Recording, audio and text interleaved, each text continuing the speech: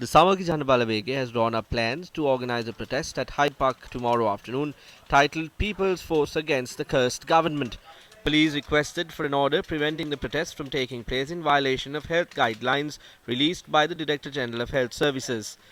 The Kesselwatta police appeared before the Colombo Chief Magistrate Court today, accompanied by Senior Deputy Solicitor General Dilip Piris, requesting an order be issued preventing such a protest from taking place within the Kesselwatta police jurisdiction.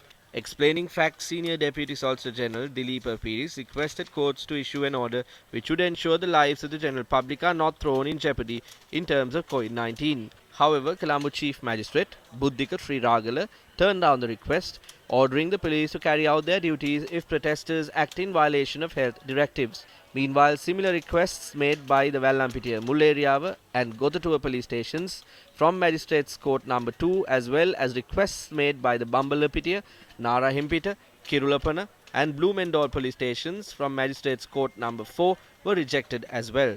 Magistrates Court number 5, however, issued an order preventing the protest following a request made by the Kotahena police station. However, counsels representing the Samagi Janabalawege are expected to explain facts to the court in that regard tomorrow. Requests made by the Vallampitiya, Valikada, Mutwal and Harbour police stations were also rejected by the respective magistrates' court today. The key argument brought forward by counsels representing the Samagi Janabalawege was that the Director General of Health Services still had not gazetted the relevant directives. Mount Lavinia Additional Magistrate also rejected the police request. The police made a request from the Mount Lavinia Additional Magistrate citing the possibility of a terrorist or other form of an attack occurring at the protest. However, the request was rejected. Fort Magistrates Court also rejected a request made by the Slave Island Police today. The Fort Magistrate had elaborated that although protests have been banned through COVID-19 related health guidelines, they cannot be prevented since the regulations have not been publicized via a gazette. Meanwhile, 6 requests made by 6 separate police stations were rejected by Chief Magistrate of the Attanagalla No. 1 Court, Nandan Amarasinghe today. The police stations had sought for an order to be issued preventing the transportation of people for the relevant protest. 2 requests made by separate police stations were rejected today by Minuwangoda Magistrate Kesara C.A. Samaradivakara. However, the Kaduwala Magistrates Court had issued an order preventing the protest based on requests made by the Talangama and Malabe police stations, while the Nugegoda Magistrates Court also issued an order in favour of the Mirihana police to prevent the protest from taking place. Police said the relevant enjoining orders had been obtained based on the circular issued by the Director General of Health Services. The police have visited our supporters' homes and the organisers' homes. Some OICs have even sent letters. This is a misuse of state authority as well as the powers vested with the police. We wish to urge the police not to meddle with the democratic rights of the people. Do not interrupt their dissent.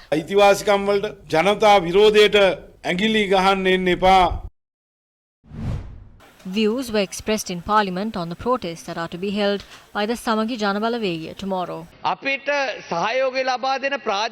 They have visited the homes in regional level politicians who support us and exerted pressure on them to avoid getting involved in this. If all of you are denying it, why is the police going to court and seeking interim orders against this to prevent it from happening? We are happy to note that several courts have issued orders against that. A group within your faction is opposing all of you more than we do. If it is one country, one law that is implemented, there was a state event in Panduwasnora. Aren't the quarantine regulations applicable for this? We didn't invite the people for the Katina Puja. Are they trying to bring the people in buses to participate in these protests? That is our problem. When the SLPP is conducting conventions, the quarantine laws are not enforced. It is shameful to see what the government is doing when the people are being rallied against them. They are trying to destroy democracy in the country. We didn't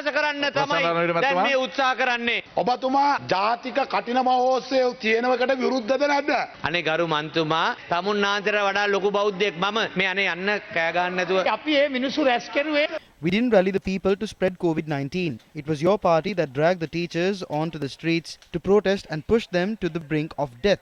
That is what they did every single day in the last year. It is an opposition that likes to see people die.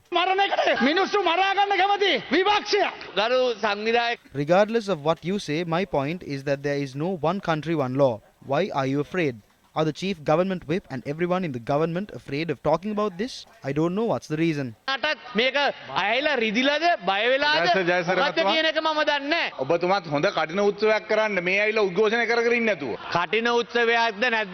It's not about the Katina Puja. It's about whether people are allowed to gather or not. Permission is not granted based on the event. As a lawyer, you know better than this. It was people on your side who asked us to bring this up.